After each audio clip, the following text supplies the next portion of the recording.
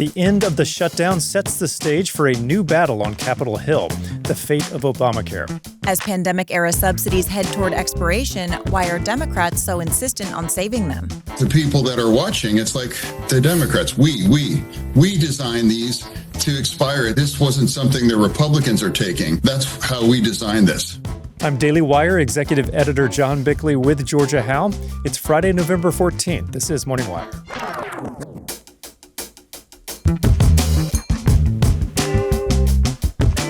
$49.8 million for the entire Halloween weekend domestically. You have to go back to the 90s again to find a box office that low for Halloween. Hollywood suffers a monstrous slump in October as big-name directors sound the alarm over what they say has become a broken system.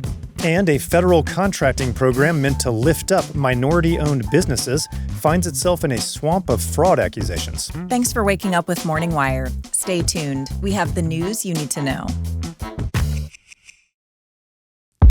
America is built on hard work and powered by American energy. Chevron has spent $44 billion with local businesses across all 50 states since 2022, fueling infrastructure and communities, all while strengthening local economies. Last year, Chevron increased U.S. production nearly 20%, powering communities and businesses from the heartlands to the coasts. We're helping to fuel America's energy advantage, building a brighter future right here at home. Visit chevron.com/America to discover more.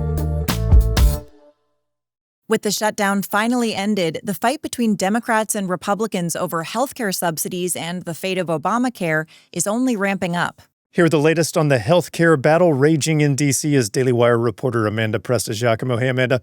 So Democrats largely blame their unwillingness to reopen the government on healthcare. Republicans won that first round, but we're nowhere near done.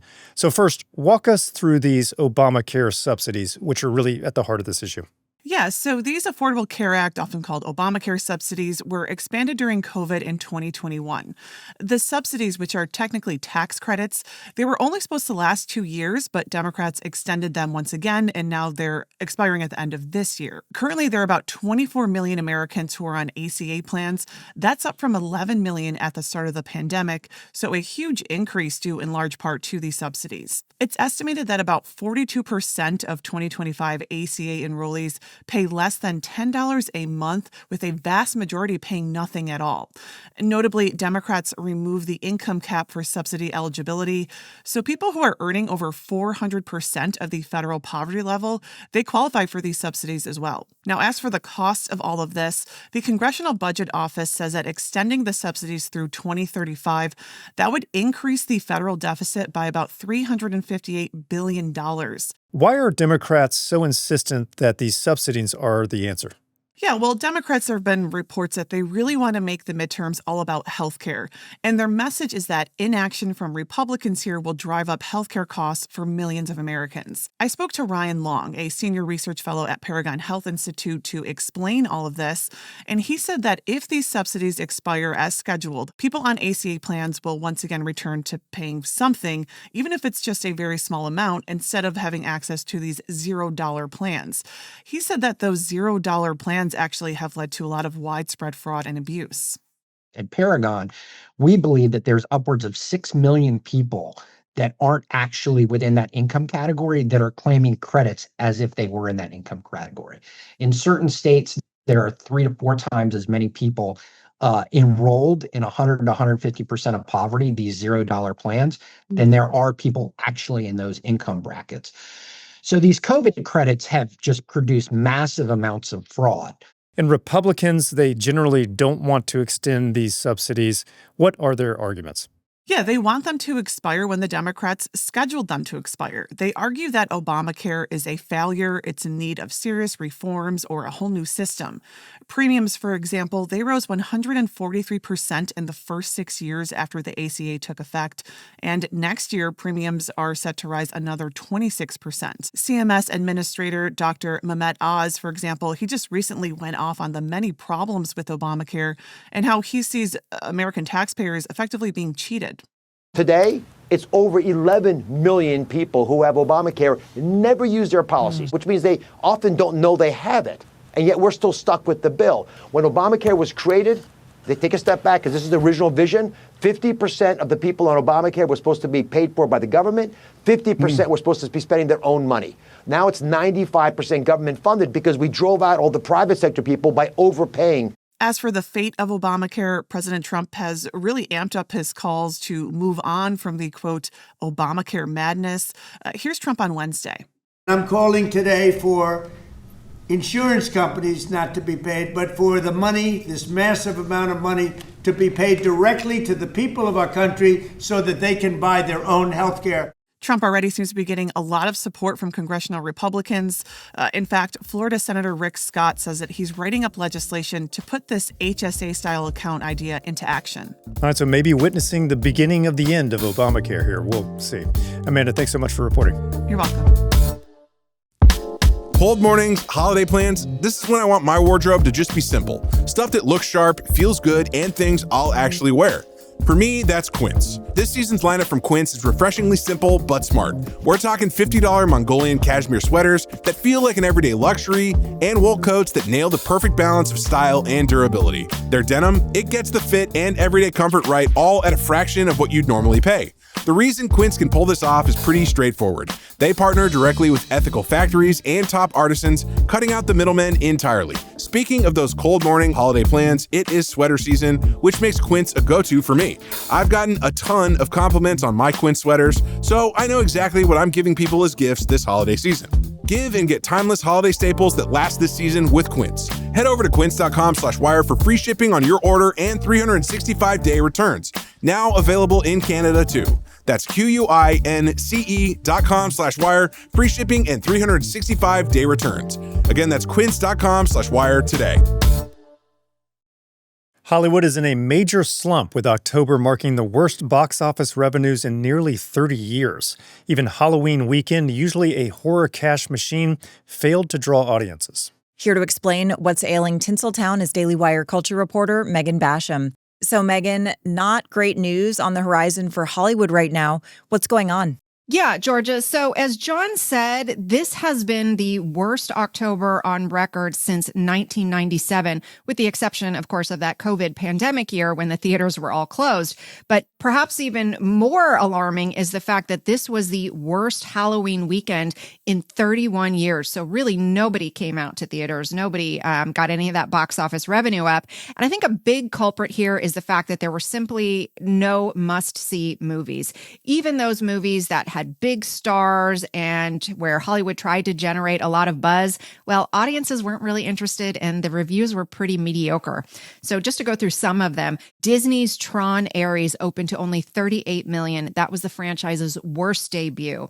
A24's The Smashing Machine with big A-lister Dwayne Johnson. You would expect that to go big. It didn't. It made only $11 million. And then there was the Bruce Springsteen biopic. A lot of people were excited for that, we thought, but it only made $9 million. So the total October take here was only $425 million. By comparison, The Joker made more than double that for the month of October alone just 6 years ago. That's how bad things are. Now, the first couple of releases that we're seeing in November aren't faring much better. A lot of people thought that Christie, starring It Girl Sydney Sweeney, would blow up the box office, but turned out to be a major flop. You do have some people blaming politics on that, but I think that's probably a stretch. I would say more likely the explanation here is that Sydney Sweeney's core fan base of young men who like to see her looking young and gorgeous were not so interested in seeing her play an unattractive tomboy type boxer. Veteran ComScore analyst Paul DeGarabedian told finance outlet Cheddar News that without a couple of Japanese anime movies that actually outperformed expectations, the story here would be even worse. There was just nothing commercially exciting enough to mainstream audiences to drive them in huge numbers. And last year there was a Venom movie that opened at $50 million in October. We didn't have that this year. And so I think that definitely hurt the box office.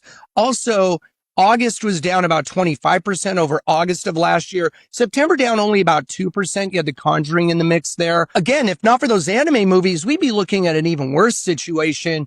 So is this just the ongoing disruption we've talked about from streaming and or social media, or is there something more fundamental going on? I mean, yes, obviously that kind of creative destruction is always playing a role, but not necessarily in the way that we think. So you're hearing from a lot of veteran filmmakers that are complaining that the way Hollywood does business is no longer the same, and it is much harder to get creative ideas greenlit than it was in the past. So because of that, what we're seeing is audiences getting kind of tired of seeing the same old safe scripts. So you have these well-known, well-established filmmakers, people like Michael Bay and James Cameron, complaining that creative ideas just aren't able to get across the finish line anymore. And they say that something bigger may be broken in Hollywood.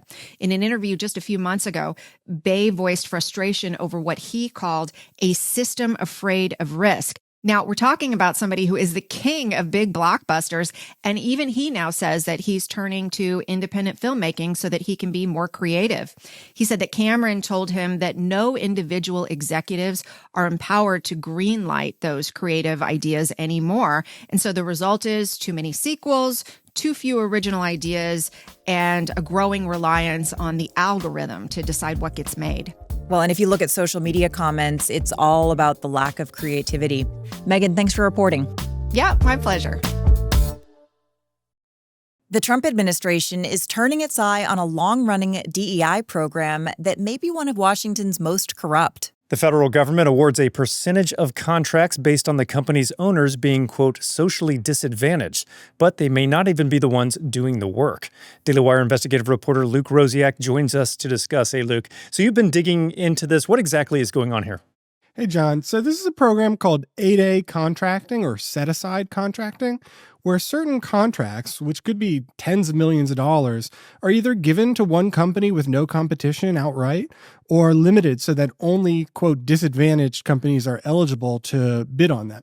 And so basically racial minorities and also women-owned companies. So right off the bat, when you're not competing for contracts, you're not getting the best price or the most qualified company.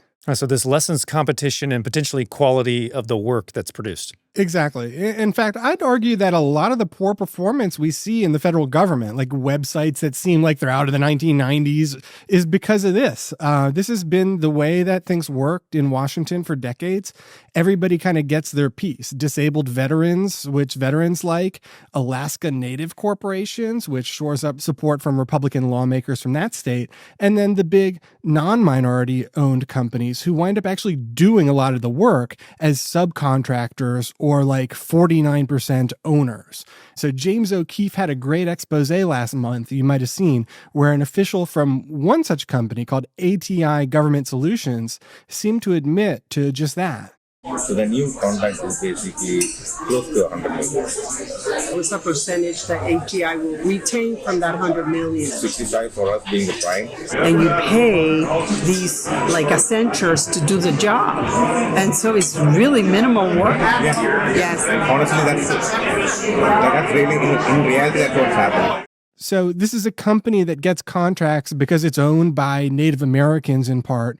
But of course, the guy we just heard speaking, well, he's the wrong kind of Indian. If you look at ATI's website, all the executives actually seem to be white. The website is almost entirely focused on selling the idea that it's easier for government officials to just skip the annoying parts of their job, running a competition to find the best company to do something. And also it's good for big companies because they can have a shortcut to getting these big contracts by working with or partnering with this Indian company, which basically has an automatic in because of its part ownership. All right, so they've arranged sort of a perfect little loop here where everyone seems to benefit. So what are officials saying about this? So Kelly Loeffler, the head of the Small Business Administration, said there's a full review of the 8A program underway and that it's already found institutionalized abuse to the tune of billions of dollars. She said that ATI's CEO, a guy named Firmage Crutchfield, has a network of 7 different companies, all of which has been suspended from receiving new contracts, and she says their names have been provided to law enforcement. Senator Joni Ernst, who's chair of the Senate Small Business Committee, said the Biden administration tripled the goal for minority set-asides from 5 to 15% and did little to make sure those companies were actually doing the work instead of serving as what they call pass-throughs. Ernst said, quote, "Small businesses contracting programs were never intended to function as welfare systems for favored classes or give no-bid contracts to do-nothing companies. Over the decades, penalties against rule breakers have not been swiftly and resolutely imposed." I will say I've been documenting these pass-through schemes and these problems with minority contracting for more than a decade, and they continued to go on even in the first Trump administration. In my opinion, there wasn't much deterrence. Now, the Trump administration is also rewriting the federal acquisition regulations, which is a big deal, even though it's kind of wonky inside Washington stuff. But so far, I haven't seen anything in those rewrites that would abolish this category outright. Well, 5 to 15% of all federal contracting dollars is a big number, so I'm glad they're at least taking a look at fraud. Luke, thanks so much for digging into this and coming on. Anytime. Thanks for waking up with us. And if you're listening to the show, now you can watch us for free on Daily Wire Plus. We'll be back later this evening with more news you need to know.